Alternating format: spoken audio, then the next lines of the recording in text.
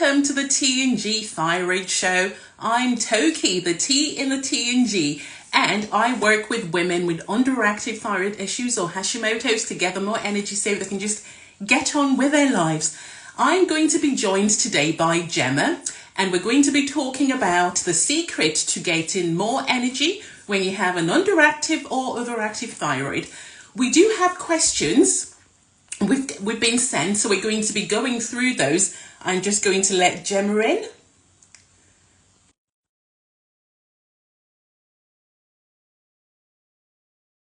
Shortly. So in the meantime, if you do have any questions, pop them in the comments, or you can send us a DM if you prefer. We'll do our best to get to as many questions as we can. Oh, hello, Gemma. How are you? Hello, I'm good. How are you? I'm very good, thank you. You know, I just had a bit of a little scare. My middle child is in Nice at the moment, and he went on Sunday. He's not due back till Friday, and I got 5 missed calls from him, and I'm Oh like, dear. oh, what's going on?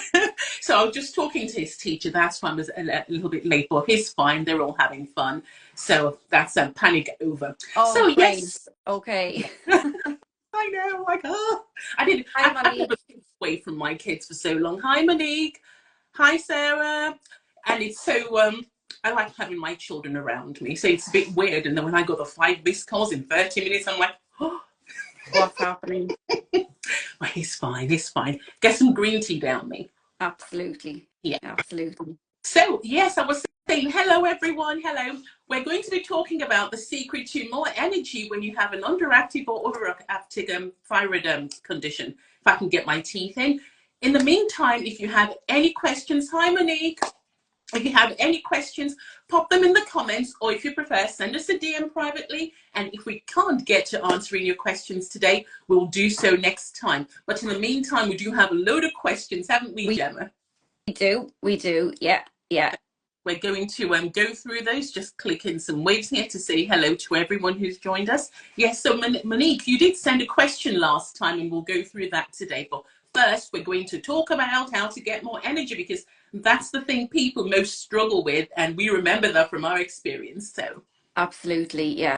The fatigue, I think, is I think it's the one thing that everybody remembers. You can kind of forget about all of the other symptoms, but definitely the tiredness is, you just cannot do anything. And I think anybody that has Graves or Hashimoto's will know exactly what we're talking about. yeah, indeed. You know, I was talking yesterday. I remember the worst with mine. I came home from work. I struggled all day. I was like nearly crying because I was so tired.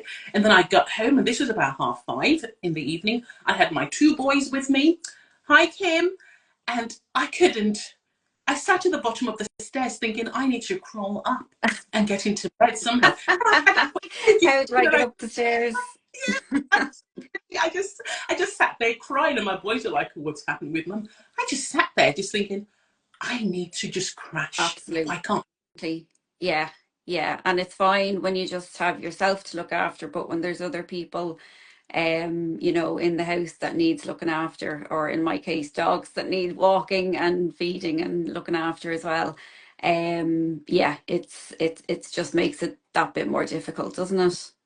It does. So we thought we'll talk a little bit more about that today. And I'm sure we've got quite similar approaches. When people come to us with fatigue, we don't say, here, take this. We kind of sort out the foundations first, and the biggest foundation of all, which we've got to get right. Otherwise, your meds aren't going to do much. Your supplements aren't going to do much. Nothing's going to make an impact if you don't get food right. Absolutely. Absolutely. Yeah. I think people don't realize what an important role that it plays. They just kind of think, oh, well, I'm taking my tablets now, everything should be fine. And then when everything isn't fine, that's when I think people start to think, oh God, what else do I need to do? Exactly. Yeah. Yeah. So I like to split things up. I like to think about thyroid, when it comes to like supporting the thyroid with food. I like to think about what things we need to make the thyroid hormones in the first place, Hmm.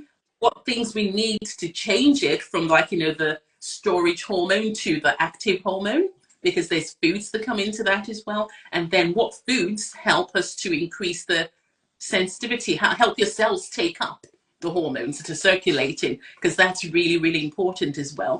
And Absolutely, yeah. a lot of those foods, to make it easier, they kind of overlap, don't they? Yeah, yeah, yeah, they do. They do, yeah. And I think even to go kind of one step back even from that is to think about what foods are not going to, cause stress in your body, what foods are not going to cause inflammation. So I think it's important to kind of think about all of those as well, like not only what to put into your diet, but what needs to come out of your diet as well. Because I remember I used to be so tired that I would have my dinner and then I'd eat like a big bag of Haribo jellies because I was just like, right, I need sugar, I need sugar. And great, when I had the sugar for like 5 minutes after that, I was buzzy, but then I would just crash. So, my immediate thought was, I just need sugar, I just need something to give me energy.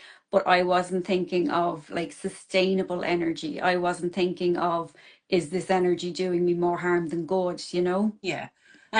And I do have that, like, as I'm not a big fan of, like, the sugar side of things because of my past history as an orthodontist, but it's always very tempting. And I do have a lot of women say to me, my body must need that sugar because when I don't have it, I crash. But it's kind of like the wrong connotations. But I know you get so desperate with the tiredness, you can't even think, and you want something to help you, make you feel alive.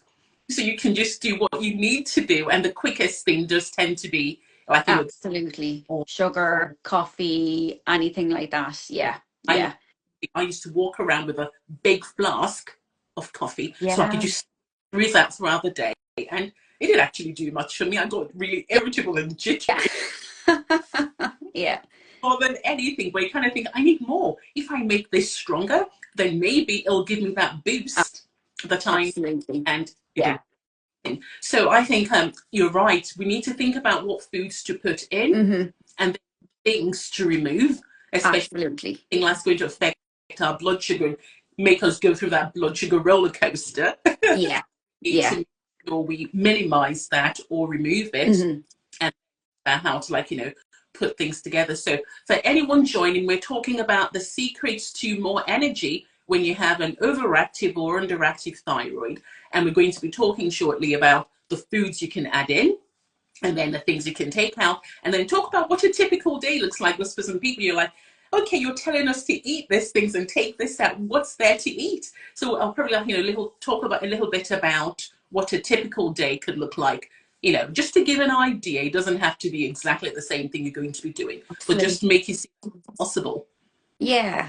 Yeah. Okay. So where do we Yeah. start? So let's start with foods to add in. So everyone, when I talk about thyroid, they're like, selenium, selenium. I'm like, yes, but when we're looking at foods that, the way I think about it is, what do we need to make the thyroid hormones in the first place? And yes, we got selenium, we got tyrosine, Yeah. like Yes. Hmm. meat, fish, cheese, and stuff like that. We Hmm. definitely, then we look at the minerals. So we need your selenium, we need magnesium, zinc. That's always something else people know about as well. Yeah. We need iron, we need iodine, but that's a Hmm. little iron. It's, yeah. So Yeah. we'll talk a little bit more about that, especially for the grape side of things, and even Hashimoto's. We'll talk a little bit about that. So those are like the major minerals we kind of need to help Exactly. our thyroid Yeah. in the first place.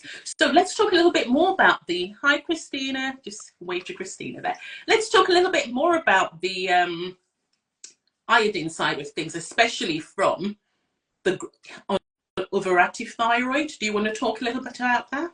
Yeah, I suppose if people are having a balanced diet, I would be happy enough with iodine intake from that point of view. I wouldn't recommend any supplements, because it can cause just so much more damage than people realize. So I think if people like one of the foods I think, well, for any diet, I think is really good is fish. And there's generally a lot of iodine in fish. So I think in most cases, for most people, that would be where they would get their. I don't know now. Gem is kind of gone a bit quiet, so I'm not sure if it's from her end or my end. But we're talking about the foods to add in, and we're talking about iodine. And from Gemma's point of view, having foods, natural foods that have iodine in it is not a problem. We can have those. It's the adding supplemental iodine in, which can be a little bit of a bother for people with overactive thyroid symptoms or Hashimoto's. It can be a bother. So I won't be saying for those people to be using, oh, we've lost Gemma. So hopefully she joins. Oh, let's get Gemma back in again. Don't know what happened there. So not using, iodized salt or anything like that. Just stick to your, seafood. There you are. Hello. I'm back. I don't know what happened there. Yeah, I live out in the sticks and we never have Wi-Fi here, but I thought 4G, that's the answer before I kind of go also, blitzy again today. So everyone's still here and you're back. I'm back. Yes, yes. So we were just talking about iodine. And I think I could hear you giving people a recap just on it's something that I just wouldn't recommend off the bat for people. And I think they can generally get it in their food. Now, obviously, if down the road we need to look at things a little bit more closely, I think that's when I would revisit that. If they were having kind of serious issues with even conversion from T4 to T3, that would be something I'd look at then. But initially, I'd be happy with food sources of that. Yes, rather than adding it in. And, I think for some people with Hashimoto's from my end as well, I don't necessarily get rid of food with, iodine in it. Definitely no supplemental iodine in any shape or form. Mm-hmm. So that is a blank statement. Sometimes it might be an idea to have a look and see what their body's doing, how much they've got, rather than saying definitely not.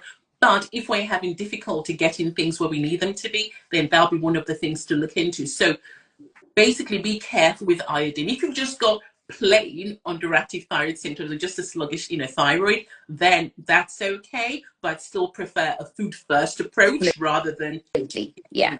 for every food first approach. We take food in huge, massive quantities, and they have an effect, positive or negative, rather than supplements first. So I hope that makes sense.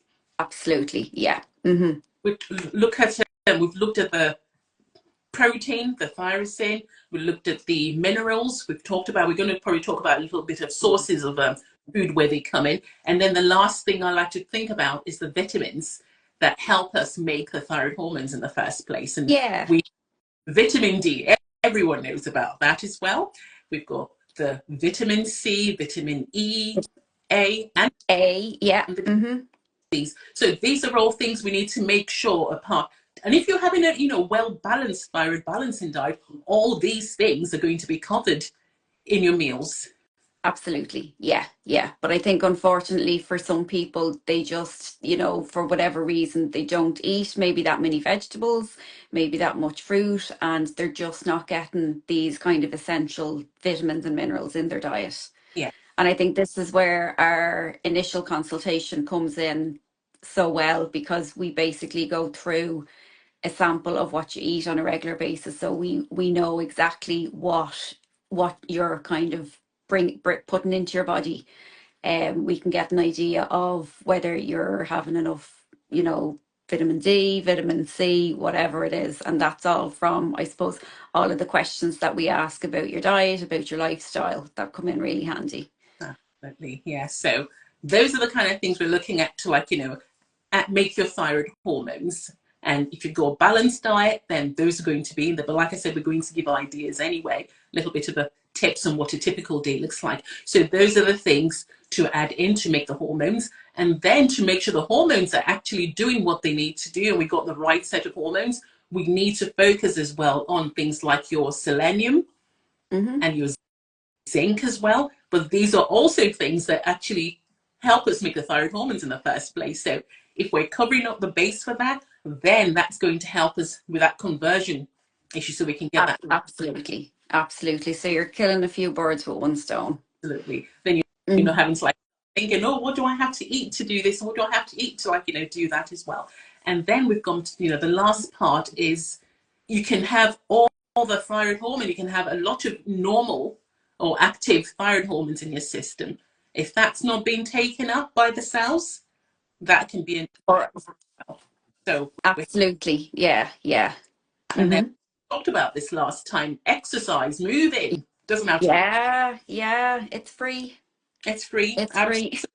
Absolutely. Get moving, and that will help your cells be more sensitive to all that hormone circulating your system. So you're doing everything you can with food. If you're eating all the right things, if you're not moving, and if that's where you're the break in your system is, where your body can't actually take up all these wonderful hormones in your system, and you're saying, but I'm eating right, and we look through your food diary and we think, gosh, they are eating everything right, they're doing this, but why are they still having symptoms? Move. Yeah, Get moved. absolutely. And Yeah, yeah. the way your body takes up these, all these lovely hormones in your system and get them into the tissues, so Hmm. you can have a bit more energy about you. Yeah. Absolutely, absolutely. So, with regard to, say, for example, of an example of what people would eat in a day, I think one of the main things that people don't realize is that they need to eat the amount of protein. So protein is where we would get a lot of our nutrients from. So people may have, maybe a pastry for their breakfast and, there's no protein in that. So protein will also keep you fuller for longer. And also your kind of your essential fats, your good fats, they're also great as well. So it's trying to look at meals that contain all of these, plus the colorful foods as well that'll have your more nutrients in them as well. So the more, kind of, people will often say, like, eat the rainbow. So if you look at your plate and it's a bit beige, maybe Maybe it's you know flour. maybe you could add in a bit of color.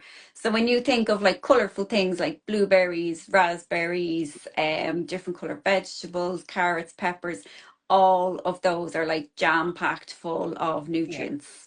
Yes, absolutely. So eat the rainbow. Now, the other thing I have to make point out here, you probably don't see this because you deal a lot with people with, overactive thyroid issues. But I, see with women with underactive thyroid where they're putting on a lot of weight and they're restricting what they're eating more and more, cutting out the carbs and going on low carb diets. We need to make a case for carbs.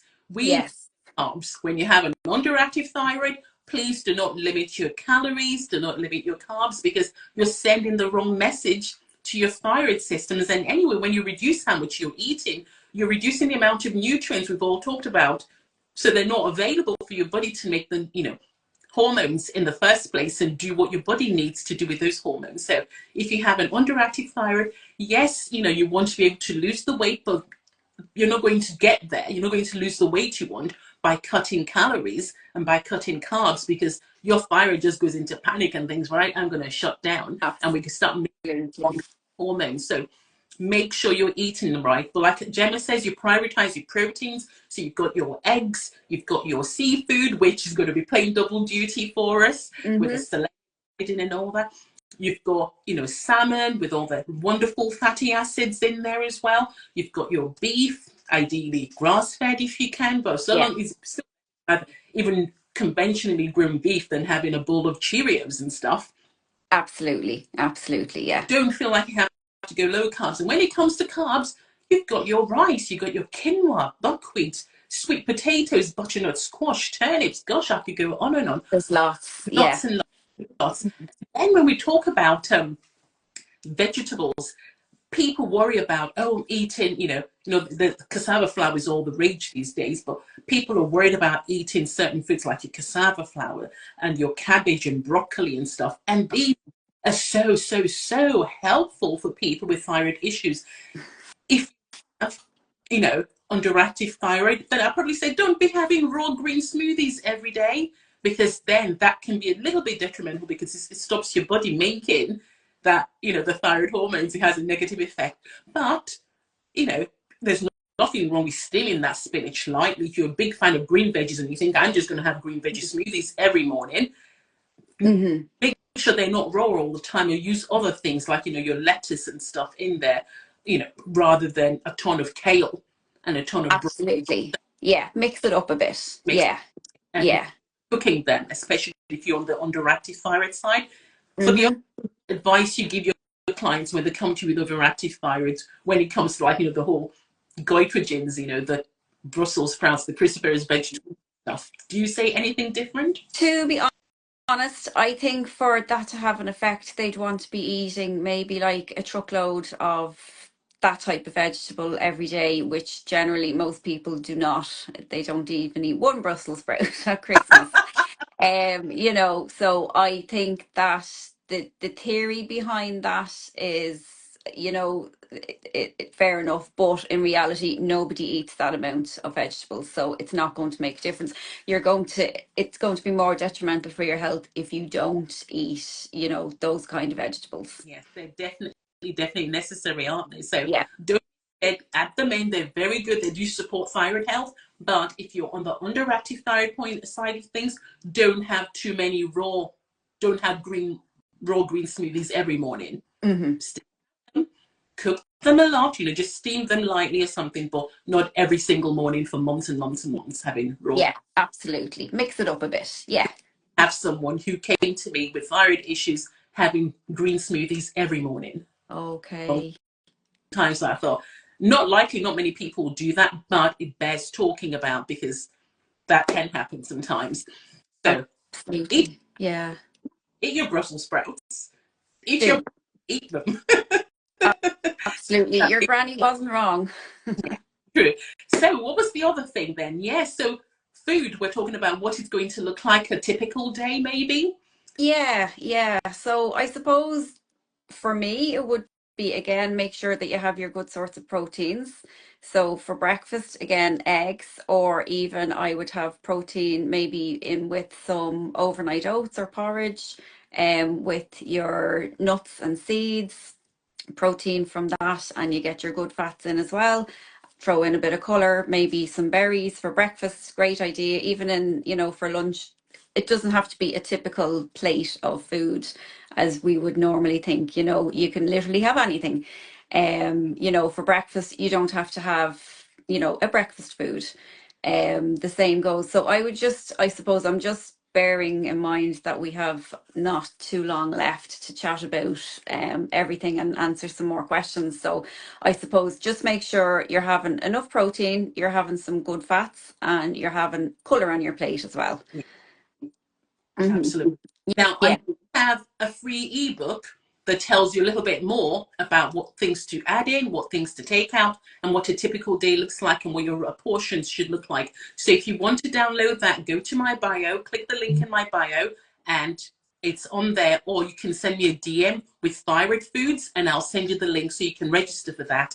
And that should give you a bit more of an idea about super. what foods to eat to get your energy going so your thyroid isn't sluggish. Now, I don't know how much time we've got. We've got quite a few questions here, but if we can answer one, and that's I've got one here. What's the role of selenium in thyroid disease? So, Gemma, do you want to answer that? Yeah, absolutely. So we spoke about selenium already. So it is really super important for your thyroid because the enzymes that make up your thyroid hormones need selenium to, I suppose, be made and also to be used in your body. So that's one function of it. It's also an antioxidant, which is really good. So it actually protects your thyroid. Your thyroid is like super sensitive. So if there's any maybe heavy metals in your body or other toxins, they kind of get drawn to your thyroid. Even when you think of, say, when you spray a perfume on, where do you spray it? Right on your neck where your thyroid is. So that's another tip. Don't spray perfume on your thyroid, spray it on your clothes. Yeah, it's super sensitive and it kind of absorbs a lot of toxins. So selenium helps protect it, which is really, really good. And it also plays a role in the conversion of your T4 hormone into the active T3. Absolutely. So, and one of the, I suppose, most commonly known sources of that is Brazil Yeah. nuts. So, yeah, from maybe organic would be the best type to make sure that they're not sprayed with any pesticides. But yeah, Brazil nuts would be the easiest way to get your daily dose of selenium. Just says love Brazil nuts for this. So you've got the right of it. That's super. Yes. And the other sources as well. Now, I'm not a big fan of Brazil nuts. You're not going to find me kind of sitting there chewing it. I pummel the life out of it and Okay, sprinkle it on salads or put it in smoothies or something like that. brilliant. But it's not Brazil nuts. I know mostly when you say selenium, people remember Brazil nuts, which is amazing. But you can also get selenium from ocean Oh fish. yeah, absolutely. Yeah. So Sunflower seeds, that kind of thing. Yeah. other sources as well, but Brazil nuts is I suppose it's easy, just the one a day, roughly, the amount in that varies. But hi, Claudia. So the amount does vary a little bit here and there, but basically, selenium, if you can remember that, it helps your body make thyroid hormones. It helps your body convert the thyroid hormones to the active ones, so you can't go wrong having Brazil nuts. But don't have too much because there's a problem with, it's kind of like a Goldilocks thing, isn't it? We don't want too little, we Absolutely. don't want too much. Yeah. We Just just the want the right right. amount. Yes. Yeah. So I don't know if we have any other questions, but if you have any questions about thyroid related questions, either pop it in the comments down here and we'll try and get to it next time, or send Gemma or I. Yeah, send us a DM. We'll be more than happy to get back to you and we'll put your question in the next episode. Absolutely. Yeah. And any question thyroid related, any question that you have, Yes, we are more than happy to answer we them. definitely are. So thank you all so much for joining us today. Apologies if we haven't got to your question. We do have a few questions here, but maybe next time we'll answer the We'll questions first. answer the Now, questions and then we'll talk about our topic. yes, so apologies if we haven't got to your questions. We do have them here. We haven't forgotten about them. So next time we'll answer your questions first, and then we start blathering on about any thyroid related thing we think about talking about that day. So Christina says, I've got Graves' disease, which was treated with radioactive iodine. Will the ebook apply to me? Absolutely, yes. There's no harm. It talks about all things. It's not just for people with underactive thyroid, it's for people with thyroid conditions. So Yeah. it'll be very helpful still. So have a look in there. Tells you what to add in, because you still need, once you've had radioactive iodine, you're basically hypothyroid. But if you have Graves, there's an immune component to it as well, not just a big Mm-hmm. active. So have a look through it and start applying some of the principles in there, and it will absolutely help as well. Yes, super. Okay, and that's in my, you're welcome. So go in the link in my bio and it should be on there. 3 steps to losing weight. You don't necessarily need to lose weight, but 3 steps to losing weight and feeling more energized when you have a thyroid condition is the name of the ebook. A bit of a mouthful, but it's there for you, and you can download that and have a read through that.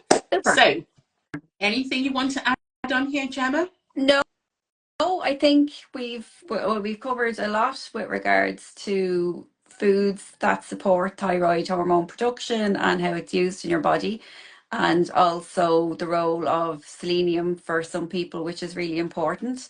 And just to give people, I suppose we gave just a general overview of what their meals should look like. Now, we didn't actually go through breakfast, dinner, and lunch, but just a general idea. And again, if people have any questions, just give us a DM and we'll talk about it in the next episode. Absolutely. So everyone have a lovely day, and we'll be back here again in about 2 weeks. I think that's the 29th, possibly. Don't hold me to that. We'll be back So, again. We'll let you in guys 2 weeks' time. know. Yeah. And we'll speak to you all soon. Monique just says they say we should be gluten free. We'll answer that next time, but Yeah. for everyone. So I'll just say that not absolutely necessary for everyone. It's a case by case basis. There's nothing wrong with gluten itself. It just depends on what your body thinks of it. And how, Yes, absolutely. And is it causing any inflammation? yeah, Absolutely. Yeah. Yeah. we'll cover that in a little bit more detail next time, Monique, if that's okay. But that's kind of like the basics of it. So we'll have to get going now, but we'll definitely be back soon. And thank you all so much for joining us, and we'll see you all soon. All right. Thanks, everybody. Bye-bye. Bye.